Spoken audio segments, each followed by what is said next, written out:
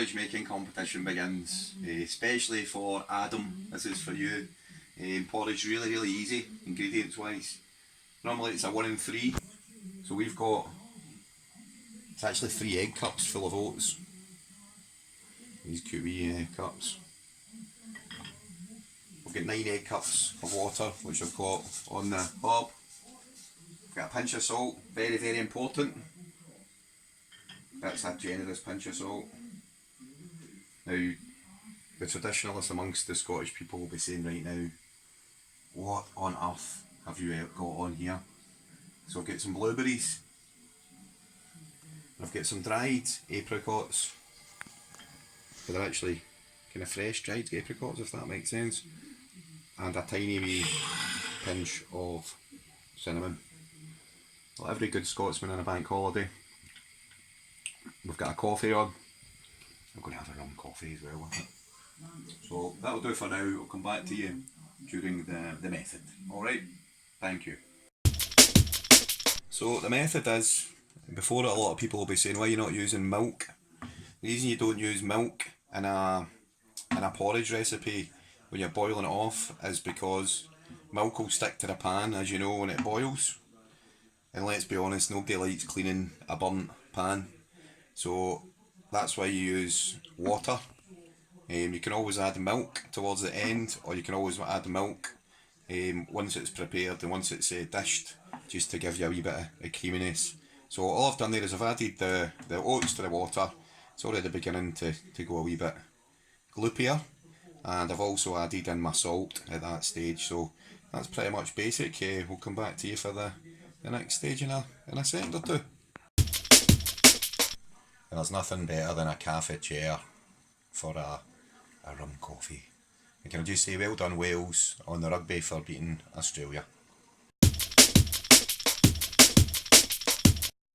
Now, this is a very low heat on quite a big pan. We've got this.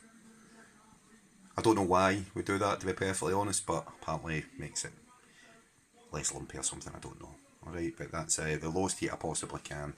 How good does that coffee look? There we go, sorted. So we're now about maybe 4.5 minutes into the process. The great thing about these wee, what do you call them? China mugs, which were got from, where were these bought? The cabin? Liverpool, what was it called? The cabin? Captain's Rest or something? I don't know, that's really bad. Yeah, it's the Captain's Cabin in Liverpool. We thought, yes, traditional. They were like £8 each. And then we got home, made in China. Gutted. But they look good, and that's what we're going to have our rum whiskies. Rum whiskies? It wouldn't be a visit unless it wouldn't be a video unless I got my tongue twisted.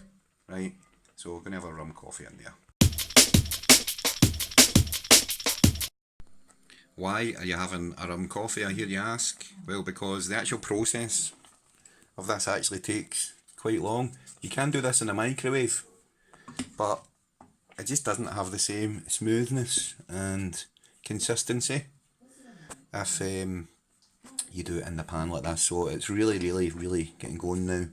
All the oats are kind of turned into kind of gloopiness, and I would say we're a good, well, maybe another 3 minutes away. I'm actually quite peckish at making this. And if you're watching this, Jess R, I'm sure your video's good as well. May the best porridge maker win. I have got an excuse today because I couldn't find my spurtle, which is the traditional word for a Scottish porridge making implement. So if you beat me, it's only because I've not got my spurtle.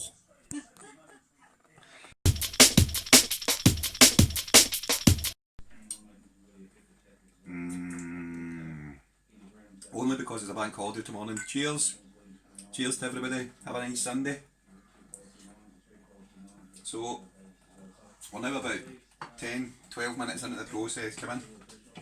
Thank you, Fee. So, it's now, I'd actually say it's on the lumpy side, but if you actually just let it sit. Now, if you're making this for 4 people, you'd know the porridge was ready because you'd just stick the spoon in and it wouldn't move. Because this is just for you, Adam, that's why the spoon isn't sticking in it. So we're now going to, I'm just going to have another wee drop of that because that's very nice. For those of you that think we're a bunch of alkies, we opened up with this bottle of Bordeaux last night and it's still half it left, so this is, we're not a bunch of alkies, alright? So I think we're almost good to go with this. So let's dish this up.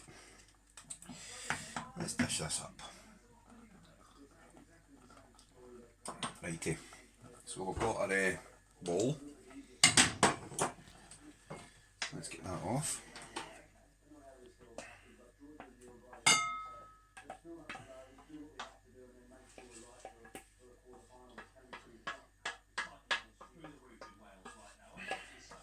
So it's nice and gloopy, so it is. You just keep focused in on these babes, thanks. Just one wee hint here is always get the pan rinsed and kind of wiped off, because if you don't, you'll be there all night cleaning that pan when the porridge thickens. So that's very, very important on the pan I'm talking about here. So next thing is we've got all this stuff here. So I'm going to put the apricots in. Now to all my Scottish ancestors I do apologise. Danny Coots, if you're watching this, I know you'll be having kittens. So there we go. I'm going to put that, get that a nice wee. Now spirtle's always good for getting honey out as well. So honey is, there we go, always good. And last but not least, the reason I put the pinch of salt on there is because it's got wee grains of salt on there. Now, old school Scottish people would actually put it all salt on there, there'd be nae fruit, nae nothing on it. But obviously, I'm new school, so I'm putting my cinnamon on there. And just the wee bits of salt, put that in the basin. And that is porridge. Oh, I suppose you might want a wee bit of milk on there as well, eh? Oh, dearie me.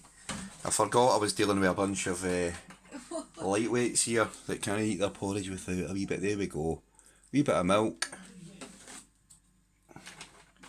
Use my spoon. And if you dip a wee hole in that, milk should go through.